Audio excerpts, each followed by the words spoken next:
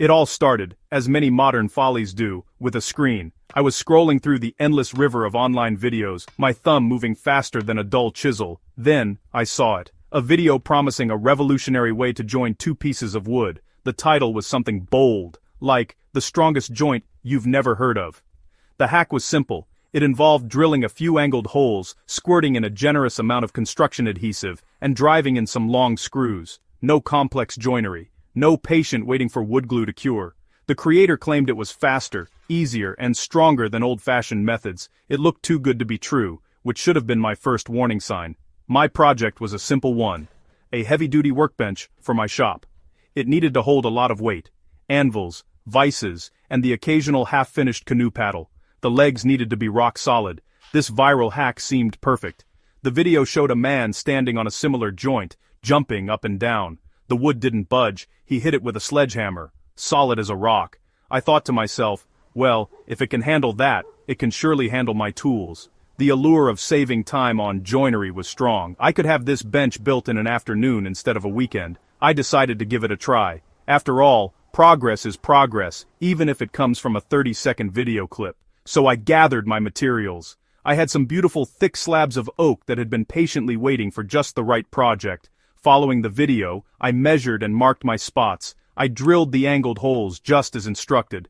The drill whirred, sending little curls of oak onto the floor. Then came the adhesive. The video used a massive amount, so I did too.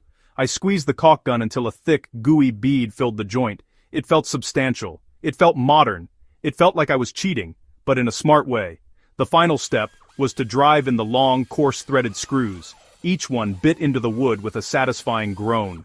The final assembled leg frame looked clean. There were no visible dovetails or tenons, just the smooth face of the wood. It looked sleek and minimalist. I stood back and admired my handiwork. It felt sturdy enough when I gave it a little push. The joints were tight, and the adhesive that squeezed out had already started to form a hard skin. I felt a sense of accomplishment. I had embraced a new technique and built something that looked professional. I thought about all the old-timers who would scoff at such a method. And I chuckled. Perhaps they were just stuck in their ways.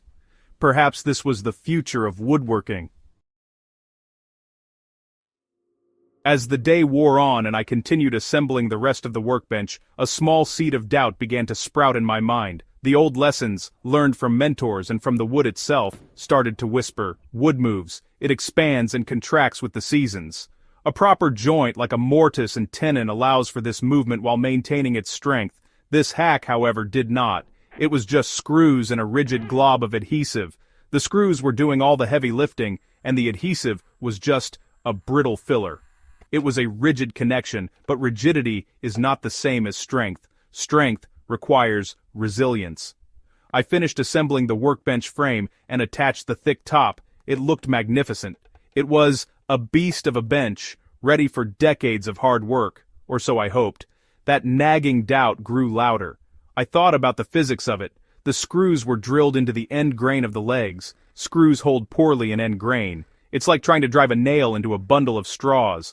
A good wood-to-wood joint, on the other hand, relies on the interlocking fibers of the wood itself. The glue in a traditional joint is there to bond those long-grained surfaces, creating a connection that is often stronger than the wood itself. My mind drifted to the video again. The man jumping on the joint, the sledgehammer. It was great theater. But was it a real test? A sudden sharp impact is different from the slow, constant pressure of a heavy load. It's the difference between a slap and a slow, crushing weight. My workbench would have to endure that constant pressure day in and day out.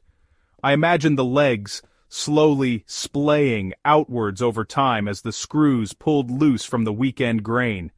That little voice of experience was no longer whispering. It was shouting. I knew I couldn't trust this bench until I tested it properly. Before I moved the bench into its final position and loaded it with my heavy tools, I decided a real-world stress test was in order. It would be better to have it fail now, in a controlled way, than to have it collapse later with a priceless anvil on top. I grabbed a few 100 pounds of old iron weights I keep around for such purposes. My plan was simple. I would load the bench with weight, leave it overnight, and see how it held up. It was time to see if this viral hack was a stroke of genius or a dangerous shortcut. My gut told me I already knew the answer. I started loading the weights onto the center of the bench, one by one, 50 pounds, 100. The bench stood firm, 200 pounds, still solid. I added another 50. As the weight settled, I heard it, a faint, almost imperceptible creak. It was the sound of wood fibers protesting, of screws straining against their shallow purchase in the end grain. I stepped back and watched. For a moment, nothing happened. The bench looked fine, the joints appeared tight. I thought, just for a second, that maybe my doubts were unfounded. Maybe this hack was the real deal after all. Then came the groan. It was a low, mournful sound, the kind of noise that makes every woodworker's blood run cold. I saw one of the legs shift, just a fraction of an inch. A hairline crack appeared in the hardened adhesive around the joint. The groan grew louder, turning into a sharp crack, like a tree branch snapping in a winter storm. In what felt like slow motion, the leg joint gave way. The screws, having no real grip in the end grain, ripped free. The construction adhesive, brittle and inflexible, shattered like glass. The entire corner of the workbench collapsed. The heavy weights crashed to the floor with a deafening boom, narrowly missing my foot. The beautiful oak leg was splintered, hanging uselessly from the apron. The other legs, now bearing an uneven load, started to creak ominously. It was a complete and catastrophic failure. Had I been working at the bench, perhaps leaning on it or using a hand plane, I could have been seriously injured. The sight of the destruction filled me with a mixture of anger and relief. Anger at my own foolishness for trusting a flashy video, and relief that I had the good sense to test it before putting it into service. The problem was clear. The hack was designed for looks and speed, not for structural integrity. It created a joint that was superficially strong but fundamentally flawed.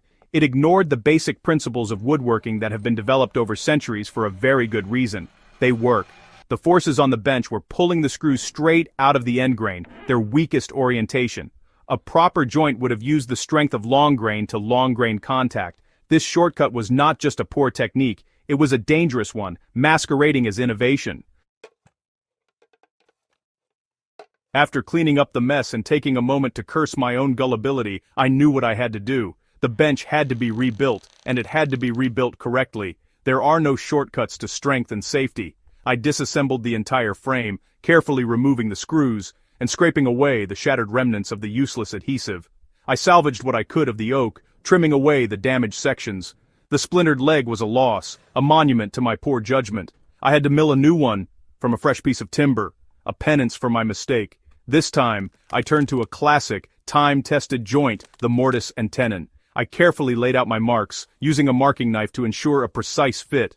I chopped the mortises with a sharp chisel and a mallet, the rhythmic thud a familiar and comforting sound. I cut the tenons on my table saw, checking the fit again and again until it was perfect, snug enough to hold on its own, but not so tight that it would split the wood.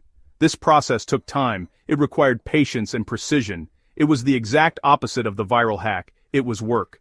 When it came time for assembly, I used real wood glue, applying a thin, even layer to the cheeks of the tenons. As I fit the joints together, I used clamps to apply steady pressure, ensuring a tight bond. There was no need for a mountain of construction adhesive or a dozen screws. The strength came from the wood itself, from the large surface area of the long-grain glue-up.